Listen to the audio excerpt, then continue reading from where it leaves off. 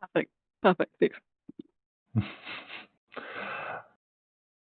And up the front, I don't believe. Now hopefully our adoring, screaming fans are now able to hear us again. Yeah, Bowser's there. Excellent. Nate's still doing a great job up the front of the race. We are 3 kilometres in, holding a very, very fast 46, 47 kilometres an hour on the flats. Probably another 10k to go until we hit the climbs, but we are good and we are live and people can hear us, so the world is a very, very happy place. Hello, everyone. Steve, what's going on? Well, for people who've missed out, there's a lot of herd jerseys in the front group, and many of them are indeed resplendent. We have somebody who's dressed like Gavin Irons, but isn't Gavin Irons because we know he's drinking and listening along. And Lisa Jones did try and catch a train, but is now sat in Starbucks. Over to our Starbucks correspondent, Becca Kingdom. How is Jonesy getting on? She's left Starbucks now and caught another train, which also has many, many herd jerseys in. So yeah, they're the second group on the road. So she's currently on the front of the pack in 33rd. So the front group looks like it is quite big. And so this gap is not going to be caught between them. But yeah, she should be good in this group. And she does have a sprint jersey, so all is not bad. I'm quite enjoying this deliberately leaving the comms off for the first 10 minutes of the ride. So we've had a chance to chat a load of weird stuff, and then people who join us wonder what the heck we're on about. Maybe we should make this a regular feature, James. I think we do, to be honest, Steve. In all honesty, just looking at the gaps between the front group and the group behind, they are enormous. This group has absolutely flown off the front. And it's pretty big. I mean, I can see Nate's in like about 24th, 25th, 26th position at the moment. There's probably still a good 10 riders behind him. So it's an enormous front group. So it's going to be massively fast until we hit those rollers we've mentioned a couple of times after about 13 kilometres, which is always the place that I get dropped. So when I race tomorrow, 12 o'clock UK time, my one goal is to try and hang on past those rollers and maybe a little bit up the aqueduct as well. But we'll see how that one pans out. So Becca, is Lisa in that first group behind? Yes, in that first group behind, yeah. And I'm surprised you've managed to go this long without mentioning that last time we raced this, you actually won. I just didn't want to brag, to be honest. I mean, it was an incredible race victory. I mean, I did drop some very fast riders on the Petit KOM, and then I flew down the hill with let's just be fair, an absolutely phenomenal sprint finish to the line to win the HSR race by a whole 1 point. So the sprint was crucial, and I was amazing. Thank you for reminding me. Anytime. Yeah, so Lisa's in the second group on the road. There's more herd people with herd tags and Mad Mustang tags as well. I'm not going to try and pronounce their names because I've drunk too much. But there's a group of maybe 10 of them, and they seem to have settled into their pace. That's about 2.5 to 3. So they should probably stay together now until the aqueduct. Steve, is Ryan still in touch? I'm not sure because I'm both gagging and vomiting at the same time hearing about you discussing past glories, James. Yeah, Ryan's very much the front. There's a bunch of herd riders here, including Dan Projosa, Ben Poynton, Nate I can see as well. It's really interesting, this element of the Zwift game, as it were. And I'd say really interesting. We're all in our garages sweating and watching pixels, so how interesting really is anything? But there's a group of riders who are driving this at the front, doing approaching fours, including Ryan, who bumpered along. But I can see there's a bunch of other riders, including a wonderfully named A psychologist who I just love every week and wish he would join the herd. That are sitting there at kind of low threes, high twos, really conserving their energy. So whilst the group is being driven along incredibly quickly by half a dozen to 10 riders at the front, it's quite easy to sit in the draft at quite low watts, it seems. So it'd be interesting to see what happens when we get to those rollers. And there's a bit more of a need to be positioned well in the bunch. James, any advice to people on how you position yourself for rollers, bearing in mind that every time we've ridden this in a group ride recently, we've been painfully dropped on said rollers?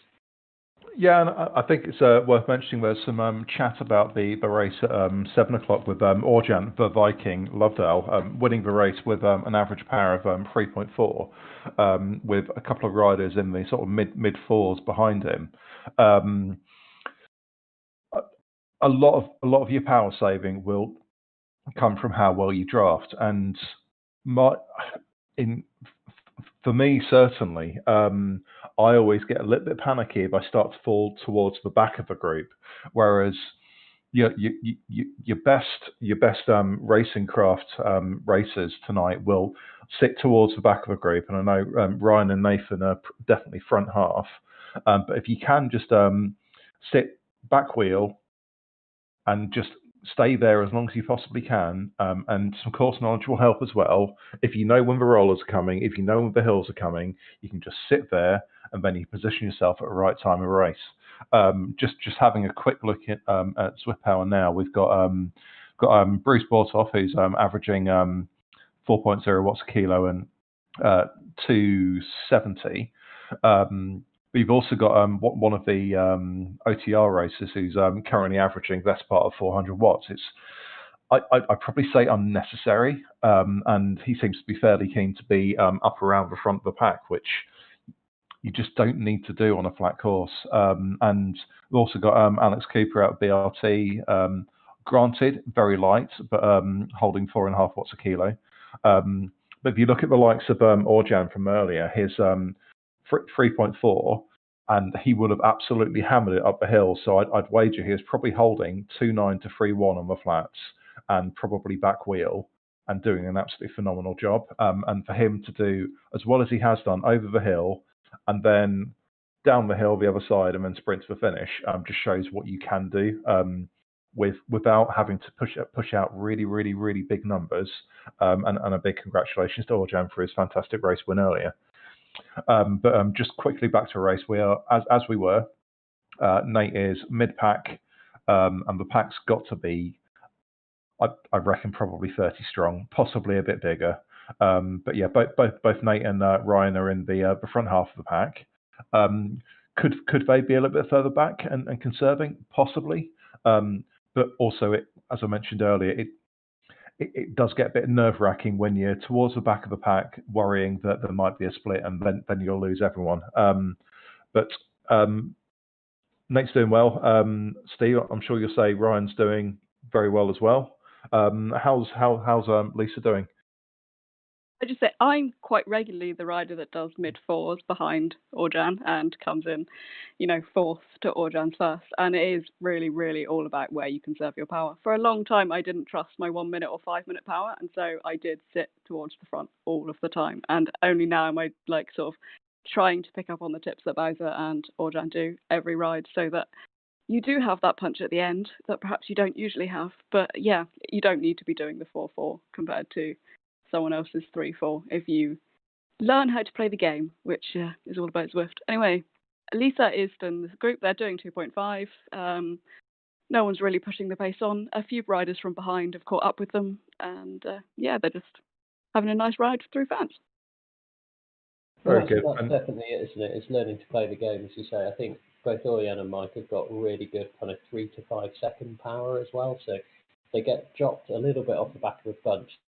They will then do a big kick and make sure they get well up into that bunch. I mean, the only other tactic I can think, and this maybe applies on climbs as well, is positioning in the pack. And you mentioned course knowledge, James. There is something to being right at the front of a bunch before a difficult section, so you get a draft from every single rider who goes past you, rather than being at the back of a bunch, having conserved energy weight. You're only going to get drafted off the rider in front of you, and if they gap you, then you've gone. And I know that's the mistake I've made, certainly on the Aqueduct KOM, where I can't quite generate the same power as other riders, but I could maybe position myself better and caught a bit more draft. We're coming into a bit of the start of the kickers now, aren't we? I believe, or the rollers here. I think this is a solitary roller, and then we've got the bigger ones a little bit further down the line. Just going over the bridge now. You've got the rollers directly before the aqueduct, and I think we've still got about 3 kilometres to go before that happens. Nate still doing well, still holding the group. Got some OTR riders in here, and they always tend to turn out in force and push out big numbers, certainly going up the hill. Becca, I was going to mention that I think Lisa's quite looking forward to the hill. She was saying to me earlier that she's managed to do 3-6 up there before, so I think she's probably hoping to be able to drop a group going up the hill and then fly down again and try and hold position to the line. Was she still fairly comfortable where she is? Yeah, she's having a good race. She's just sitting in the middle of the pack, really. She's not driving it on, so she's not wasting too much energy. But the problem with being lightweight like Lisa is that, yes, she will fly up the hill, but then you also have to go down the other side in this race. And this is where I've lost positions before, because you just don't have the speed. And you can be putting out 4, and the person behind you can be super tucking, and you're still going to lose. Yeah, I remember my on the downhill, isn't there? Where if you're, I don't know if it applies to you as well, James, with your new lightweight body, but the heavier riders will be able to super tuck all the way down the descent, and some of the lighter riders, we can't keep the KPH up. So it is a tricky descent, isn't it? Yeah, I remember my team time trial for Sharks. I think a couple of weeks ago, holding with the team up the hill.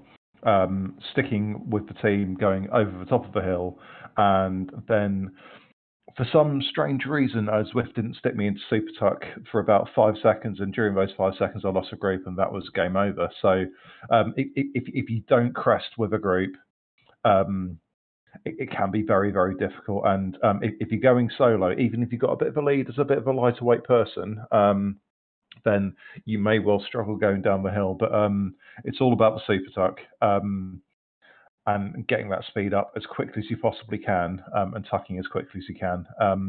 But as Becca mentioned, as a lighter weight rider, it is very difficult downhill. So you just need to maximise your advantage going up the hill and hope it's enough. And then we'll hit the flat again, then go full onto the line. I think once we get down to the flat, I think there's only about a kilometre until the actual finish line. So it's going to be very fast and furious at the end. But we are still with our absolutely enormous group here at the front of the race. Nathan doing quite nicely. Round about the back of the pack. I think I saw 29th there for a second before he moved up a little bit. So we've got to have probably 32 riders in this group, but still doing very nicely. I take it Ryan's still there as well, Steve. Yeah, still very much in the front. Not really out of the top 12 really as we roll through the Pave sprint. Everyone seems to know the rules as well, which is refreshing. Seeing a few power ups being dumped now. It's a really odd place to drop a power up that unless they dropped it before the banner and they're just hoping to hit a feather in time for the Aqueduct KOM. But yeah, nothing much really happening here. So what else should we talk about? I mean, ZRL, interesting change to the rules. Some would say they've largely copied the Herd Summer Racing League format with some primes up for fastest times as well as for position. What are our thoughts on the new point structure in the ZRL? I like the ideas. I like the routes. I think next week's route of the Innsbruck after party with 3 laps of the lower end with 3 times up the leg snapper, followed by that particularly unexciting but fairly brutal hill. It's a great route, and I always love a summit finish. My concerns over the rules, if it was just your fastest time over the sprint over those 3 laps, and one result counts, I'd be all up for that. But my concern is that you're going to have the guys at the front who are going the fastest, potentially you could have one rider who comes first, second, and third in the sprint. I'd much rather it be 10 individual riders scoring points to give the rest of the field a bit more of a chance, rather than just the top riders taking all the points. I think, Steve, your thoughts probably mirror mine quite closely. Yeah, agreed. I mean, in theory, you have the top 3 riders in the fastest group go for all 3 sprints around Innsbruck, then that's the top 9 places sewn up. Oh, we're just on the Aqueduct, so let's switch back to that. We're hitting the Aqueduct. Ryan has dropped back to 25th. He's hitting out kind of 4.2 at the moment, so kind of an okay pace actually. Nathan with the feather. Yeah, a few feathers being thrown, kind of 5s and 6s at the top. Oh, some Ben P hitting 6 at the top, so some people going nuts here. This is it's like a long sprint, this, isn't it, this climb? It's not really a climb, it's kind of 50 seconds at max power if you can hold it, and then this is the key part here. You see a lot of people ease up or they've killed themselves here, and really you've got to get the power on, get up to speed as fast as you can to hold that grip. And Ryan's done a great job there, 6.6 up to the line. He was clearly pacing himself up the line. Nathan's struggling. Nathan's just lost the back of the group. He was holding about 400 watts going up the hill, and he's definitely lost.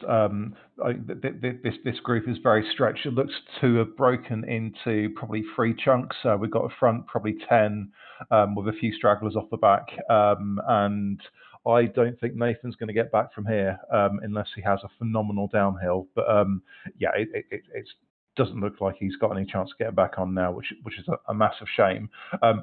Is Ryan still in the front group? Yeah, still in the front group. Front group's pretty big. There's a few people pushing it on as well.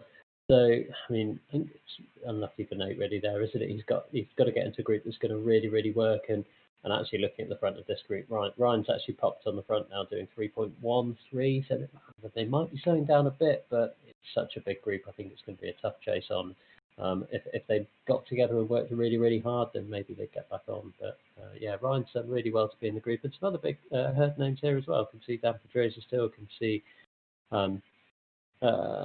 Chris G's here as well. So quite a few herd jerseys, quite a few herd people. How's Jonesy? Has she hit the Aqueduct yet, Becca? They're literally just rolling across the line now. Yeah, so they're just about to start going up. She's on the front of the group, doing 4 watts kilo, and dropping everyone else at the moment. So let's see if she can keep that all the way up.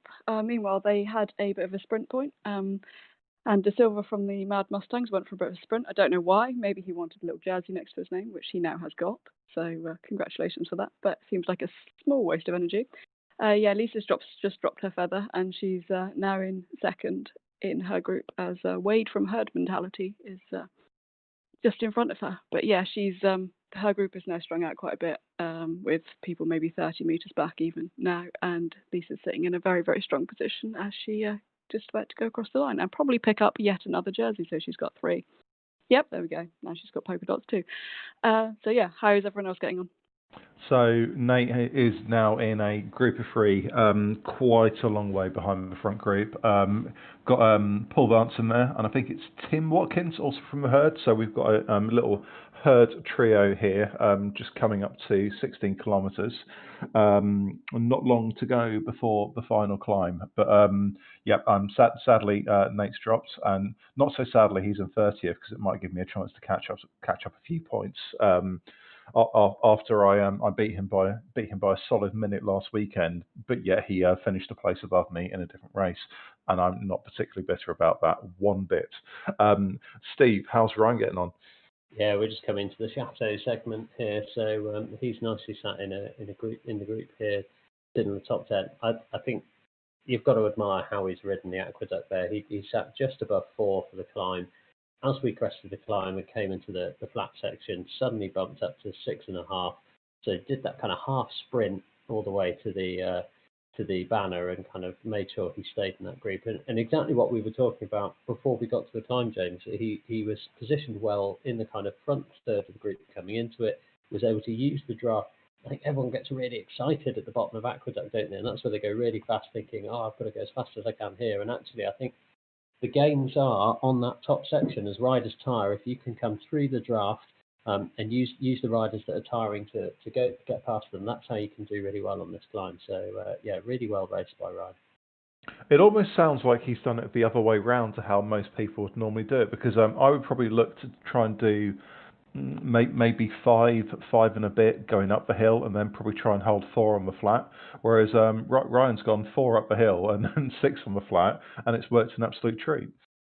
Yeah, and I just say I think it's just really well raced. He was well positioned at the front of the bunch. He's done 4, so people went past him. He didn't get drawn in by all the excitement of the feathers being thrown and things like that. knew he was staying in the draft of a big group, and then almost like a kind of well-timed sprint when he got to the top of the climb, kind of used the draft to sprint through some riders and make sure he stayed in the group. We've just hit the KOM banner though, and here we are starting. I think we're starting Petit KOM now. Yeah, I think you will be. We've got this little trio of herders just about to take the left-hand turn towards the climb, and they will see the KOM marker before too long. Becca, how's Lisa getting on? She managed to stay away, or is she back in a group? No, the group pretty much reformed as they came down the aqueduct. They dropped maybe 2 or 3 riders behind, but yeah, they've all grouped up back together again, and yeah, they're now just rolling around the flats of France again in a nice little group. They seem to be enjoying themselves. Good to hear. Nate is just starting the hill, and this climb is basically in sort of 2 sections. You've got the long winding semicircle between about 3 and 5% to start with before you start to hit the switchbacks, and the switchbacks tend to alternate between climbing and a little bit more of a respite on the opposite direction. Certainly to start with. And then we head towards the top. But generally, B riders, you're probably looking at times between about 6 and 7 minutes, maybe slightly under. With the A's probably doing more like 5 minutes 30, maybe slightly quicker. In terms of PBs, mine is 6:14. I think, Becky, you're more like 5:30. 5:18, maybe. Show off. 5:25. It was done with a platypus and a TTT. So assisted somewhat. Yeah, mine was also in a TTT, being pulled up by Frank, who came second in the earlier race, and a fantastic result there. But we will have to see what the results are like tomorrow. I'd wager you'll go even faster tomorrow, and I certainly hope that I can try and do something similar to that sort of time. And if I do, I'll be very, very happy. But on back to the race, Nate has pulled out about a 15-meter lead over his herd compadres, and he's definitely putting down the watts, holding over 300. Steve, how's Ryan getting on up front? He's clinging on by his fingernails. Shit got real. Pretty much after I threw back to you guys after hitting the KOM, it's kind of you hit that KOM marker and it's 0%, then you hit a tiny 3%. Everyone suddenly went to 5+.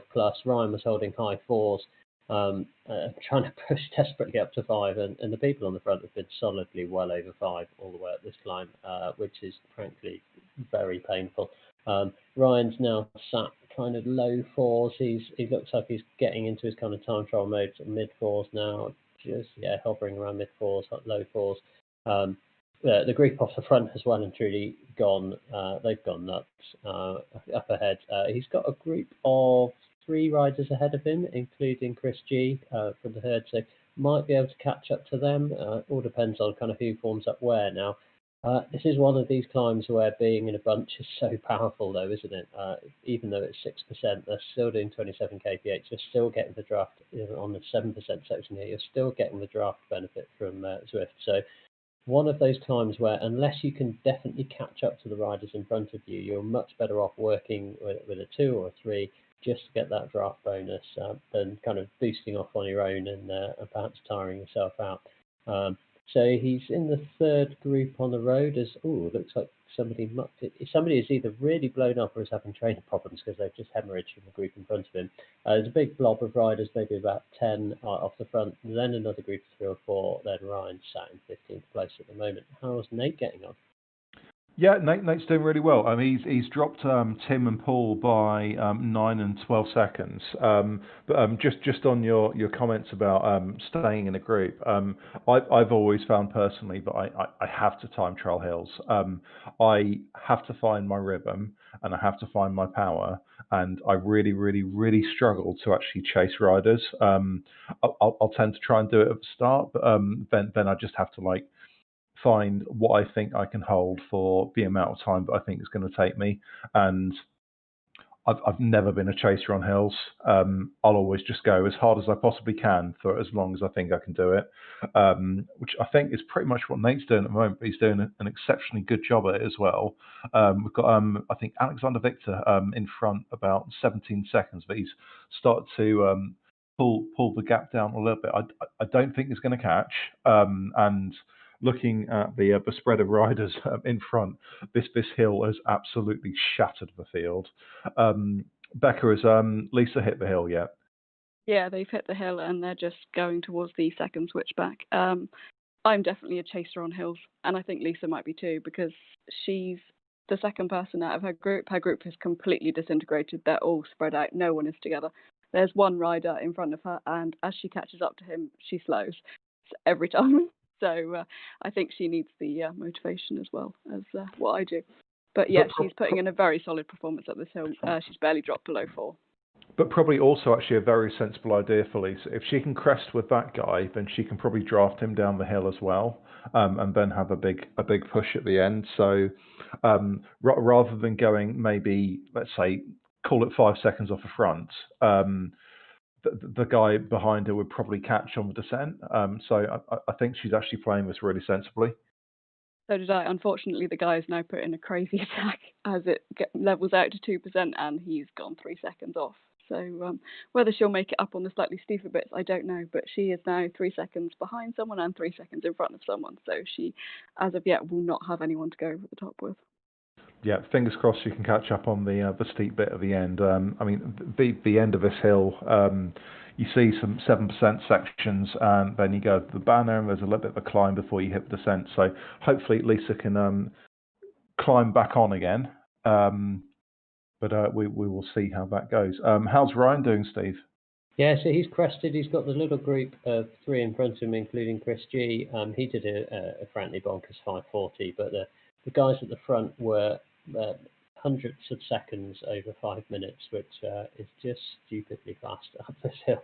So he's chasing up to, he hit a well-timed aero helmet, so he's chasing up to this group in front of him. He's holding 5 and a bit, so full of beams still. Every chance of catching these riders, and he's 180 centimeters, so probably a little bit heavier than I am, say, at my 5'8", so maybe has a bit of a weight advantage on the descent here as well to catch up to these 3. So every chance of, I think he's going to bridge up to them. They're not really trying, I'll be honest. They're sat at 1.32 watts a kilogram. I think he's going to bridge this gap up to them and be racing for what looks like 12th on the road.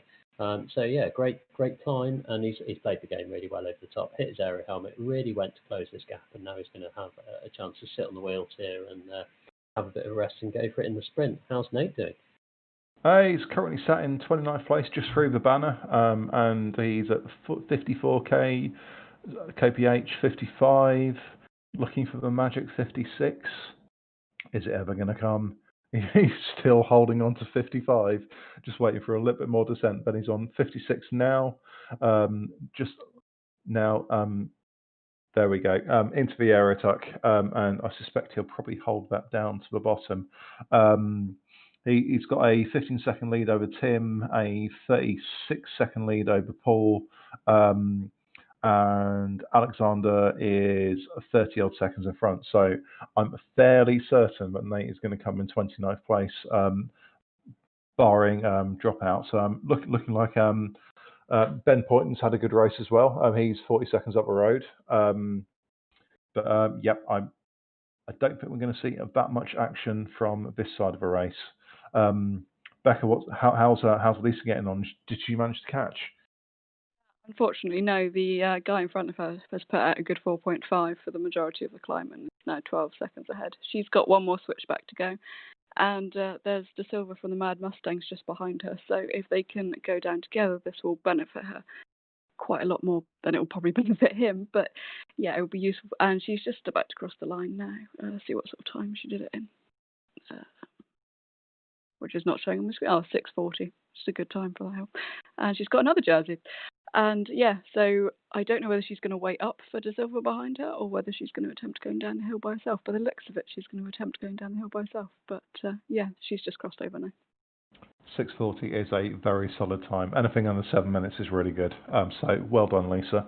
Nathan is still going down the hill. Just going to jump in, James. We're into the sprint section, and God, the power of the blob. There's about 10 riders have just got Ryan. He'd done a great effort to catch up to Chris G and a couple of people in front. They're just hitting the sprint section now, but this group of 10 riders just almost seems to come from nowhere down the hill. So that's the power of Bob. Ryan dropping his sprint now, 8.5, 8.6. You've got C Zhao sprinting with him as well, but Ryan signed up brilliantly and come through in 12th. So yeah, really great ride from Ryan, finishing 12th. A great sprint at the end to finish head of the group. So next on the road is Nate, I think. Next on the road, indeed, is Nate. And we have, let me just double check. Nate is still going down the hill. He's not far away from the pens at all. And he will have, I think he's got just under a kilometre to go. Although my initial route calculations of 23.8 kilometres, I think might be slightly out. I think it might be more like 24 and a half. But Nate has just gone past the pens. He has Tim Watkins 16 seconds behind. We've got A. Bray from the herd, who's 38 behind, also with Paul Vance. Looks like they've joined a little duo there. Can see some red numbers just in front. But Nate is just crossing over the bridge. Then he will have a right-hand turn in about, I think, probably 200-300 meters time before we head to the finish line. We'll just hang with Nate for a little bit until he just finishes his race. But, he's got a comfortable lead over Tim Watkins, who's 16 seconds behind, and I don't think very much is going to happen from here on in, but we're just coming up to the right-hand turn, and we're just hitting the sprint line to signify we've got 200 meters to go, and we've got lots of lovely messages written on the road. And then we see the banner, and Nate is just going to roll over the line at around about 250 watts. So we are all done here. Back to you, Becca. Unfortunately, it looks like Lisa's had 2 small A&T dropouts on the way down, as her power did just drop out entirely when she wasn't at aerotuck speed, and I don't think she would be deliberately doing that, which means De Silva has caught her up, but she's managed to catch on his wheel. She's used her draft power up to stay there. And so she's either going to come in 35th or 36th, but she made a very, very good effort to stay away down the hill until she did seem to have technical problems. They're at 22.9, so I don't know how far that is from the end, but I should think it will just be a sprint between the two of them. I think the end was just over 24. They're just going downhill. But while we wait for that to happen, just a quick note on what we have to come next week. We will have in our Stampede, which is our individual time trial race, which is basically free bike selection and no draft. We have 2 laps of the New York Park Perimeter route. In Bullseye, which is our you win points depending on your position at the end of each lap or sprint section. We will have 6 laps of the Champs-Élysées route in Paris. And then back to HBR for next weekend, we have a single lap of UCI Yorkshire. And Becca, I know you'll be very, very happy to hear about that. I'm so glad you added that one, because I love Yorkshire. I'm going to do terribly on it, because inevitably I do terribly on all of the races that I love, but I will very much enjoy it. Anyway, they're just coming up to the sprint point, so they've got maybe 200 meters left to go now. De Silva's dropped a feather and sprinted off in a very Steve-like manner, and Lisa's doing 4.5, but I think she's just going to let him go, and she's going to roll over the line in 36th place then. So brilliant result for Lisa.